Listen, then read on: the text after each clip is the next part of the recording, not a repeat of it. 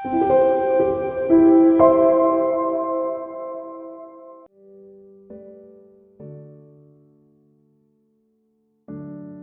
we begin, could you each of you briefly introduce yourself? My name's Ben Palka. I'm originally from upstate New York. I was born in Cincinnati, Ohio, and I'm a pastor at King's Church D.C. in downtown Washington. My name is Wesley. I am originally from Georgia, born and raised, and I am a pastor here in Washington D.C. at King's Church. King's Church in Washington D.C. has been described as a rapidly growing church. Could you briefly share when the church began and what the church community and the ministry looks like today? So King's Church began in 2018, and it was a very rough start. It was very difficult to start a church in Washington, D.C. We started with about 30 people, and most of those we met through gyms, met on the street, met through local contacts, and we started in a Marriott hotel in Capitol Hill, and we did not see much fruit for the first 3 or 4 years. We didn't see anyone coming to faith in Christ. We didn't see any baptisms. We didn't see any city outreach. We didn't see much city impact or discipleship. The one thing we did see was a community of people who wanted to be the church together, not just on Sunday, but Monday through Saturday. That was the one really interesting thing we saw. And so for the next 2 years, we kind of shuffled from different locations. We were at a museum, we met at an old church, we met at another hotel, and then finally we moved into a charter school in downtown Washington. We started getting some traction, we started seeing people visit, we started seeing people grow in their faith, and then all of a sudden COVID hit.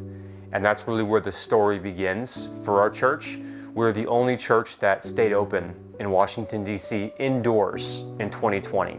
And so we opened up, we led courageously, we trusted the Lord, and we did everything cautiously, we did everything within the boundaries, but we really feel like the Lord used that year to bring people in and introduce people to Jesus, introduce people to the church, still active during a hard time in our country, in our world.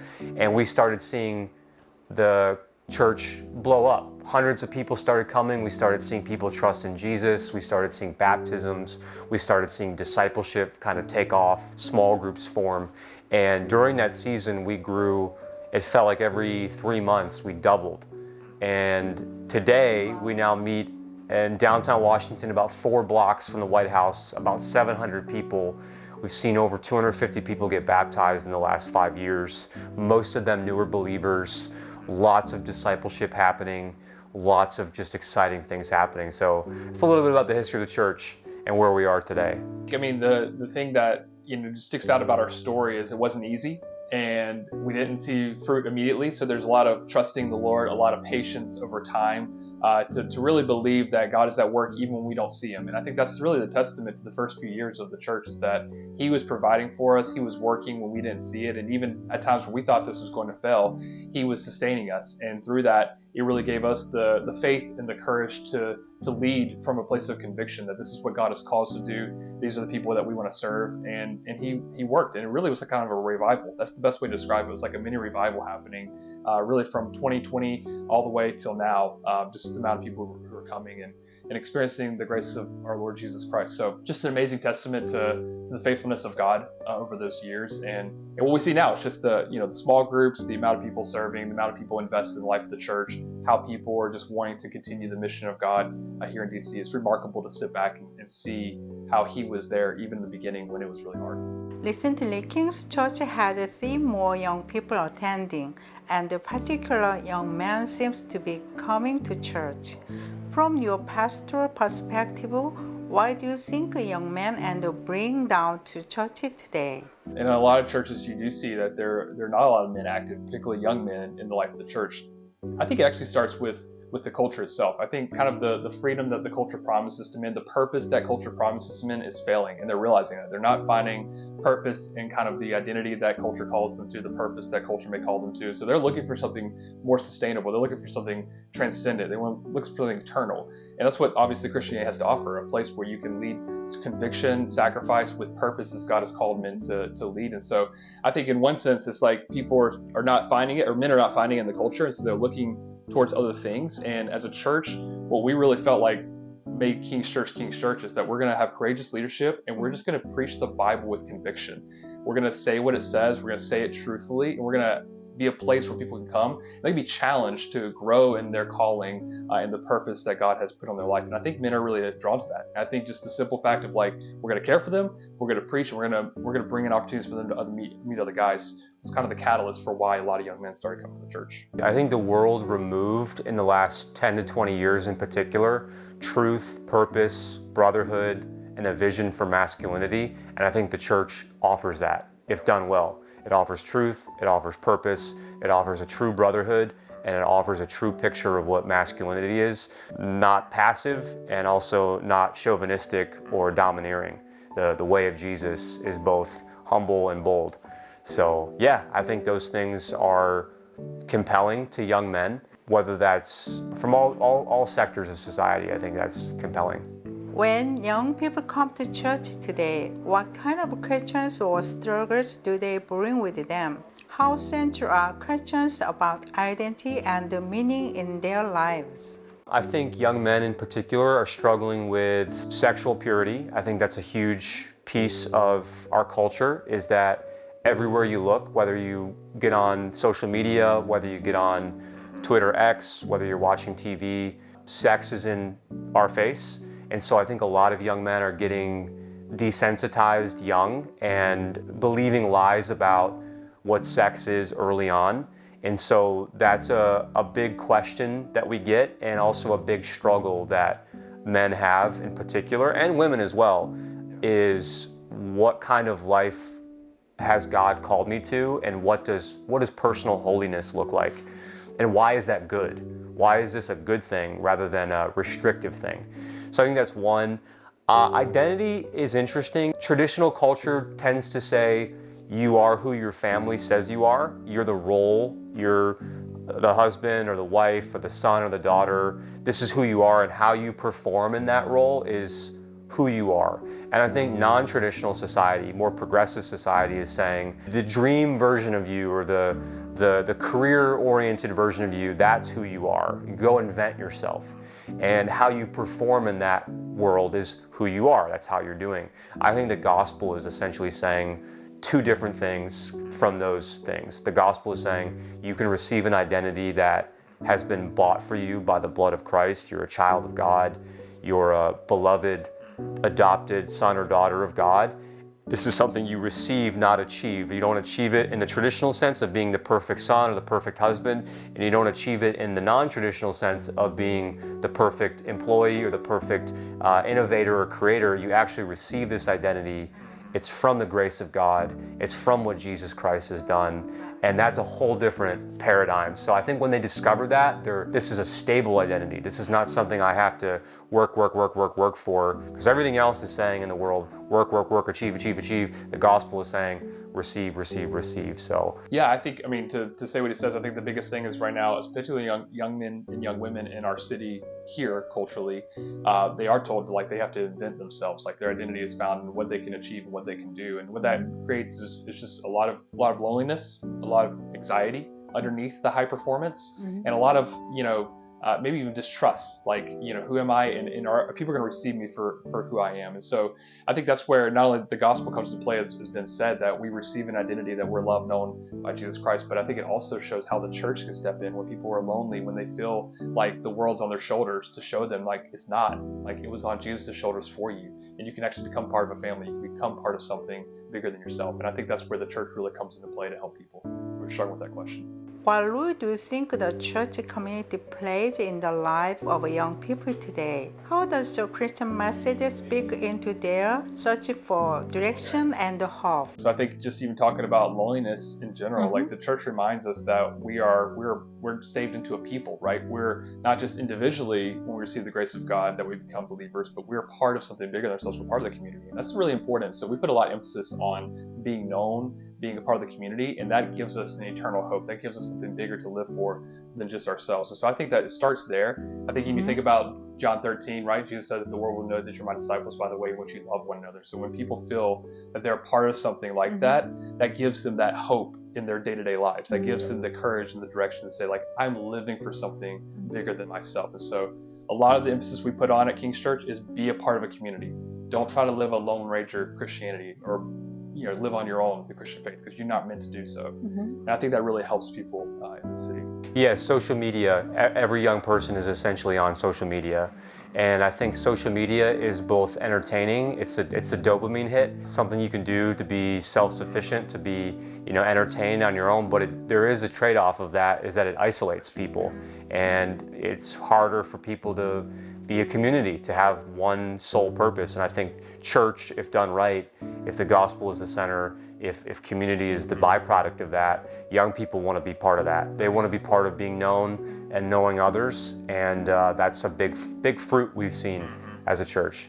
What kind of a preparation should the churches make if they want to help young people rediscover the church and the Bible?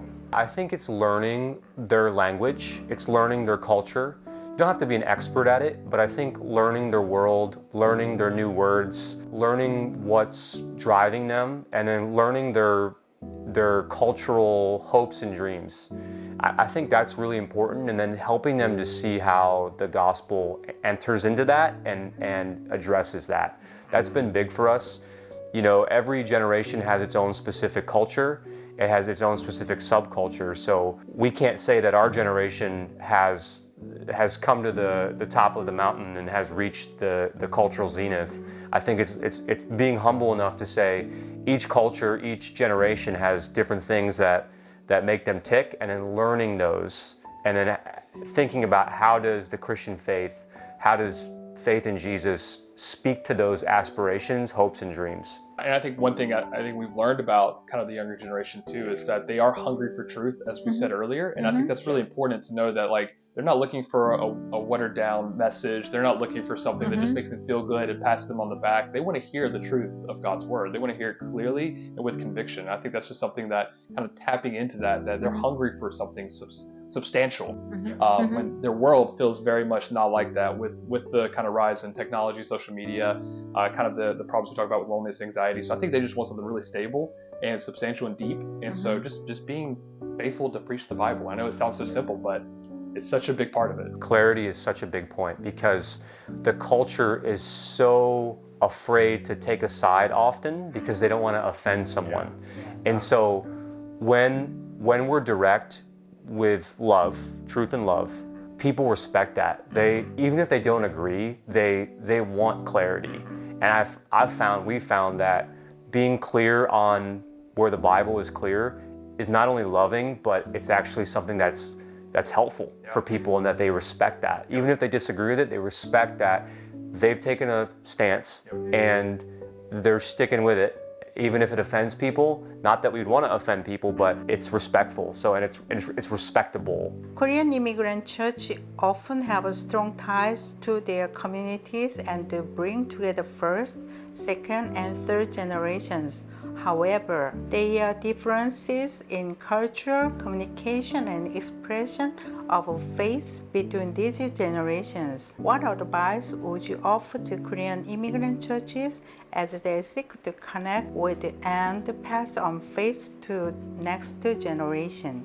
I think that it's similar to my answer to the question before this one, learning the differences in vocabulary, learning the differences in hopes and dreams, learning the cultural aspirations that younger people have. Even though they might be the same primary culture, there's probably some differences in the generation, just like your parents had different nuance in some of the things they were hoping, dreaming for, the ways they're hoping to maybe adapt or to learn. So I think it's important to stay humble about our generation is not the best generation, nor is their generation the best generation.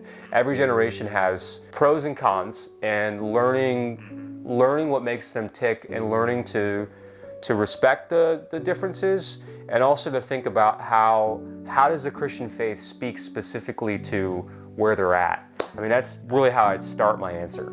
Yeah, and I think just kind of going off of that, I think it's something really beautiful to think about multi-generationalism in a church and to see that being passed down in a church culture. And I think one of the things that is encouraging to younger generations is to see that, it kind of has been said, as we humble ourselves, we see that tradition and the way we've done things is important, but it's not ultimate. The ultimate thing is the gospel. And so like being able to hold our kind of personal preferences loosely, knowing that ultimately what we want the younger generations to understand is that, you know, your faith doesn't come from a tradition. It's living, it's active, like it comes from Jesus, and it transcends all culture, it transcends all traditions.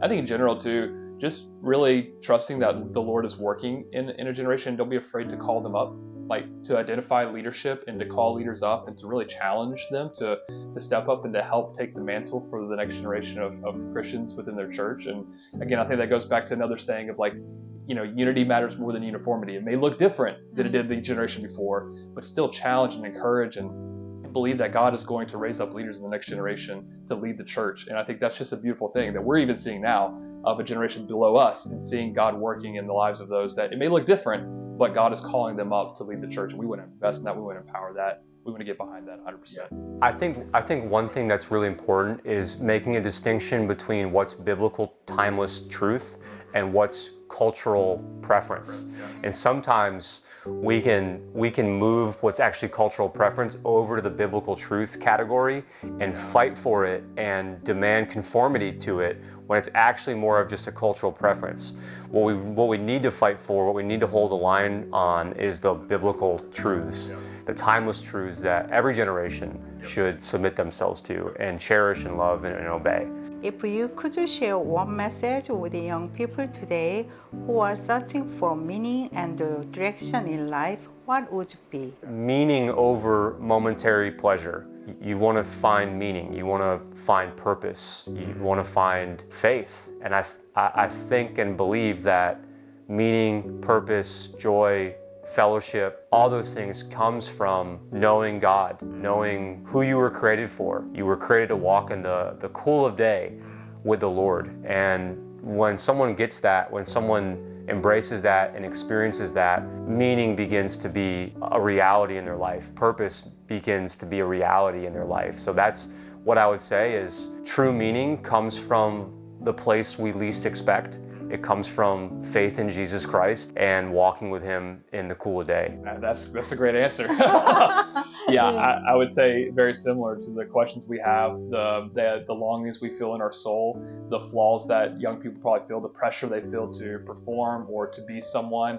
The solution to all that is not found in the better version of themselves, right? We're taught that all the time, like let's just be the better version of ourselves, or let's just get to this goal and then we'll find that fulfillment. And that's a lie, because we'll get to that place and then we'll desire something else. Our soul will long for something else to bring us meaning and purpose. But to see that those aren't bad longings, they're actually pointing to something greater though, and to someone greater. And they're really pointing to our longings in Jesus and what's found in a person, not in a better version of ourselves. And I say, as you have those longings, as you have those desires to seek to find not just the answers in Jesus, but also what life looks like in this here and now, right? The beauty of the gospel is not just that it gives us the answers to the big questions, not just that it gives us hope for eternity, but it gives us hope now. It gives us an abundant life to live now, the life that God has always called us to do, and life God has always desired for us from the beginning. And so I would just encourage young people as they seek that to know that there actually is an answer to those questions, and it's found in a person, the one who died for you and is resurrected in Jesus Christ. Subscribe, like, and see you on Manna.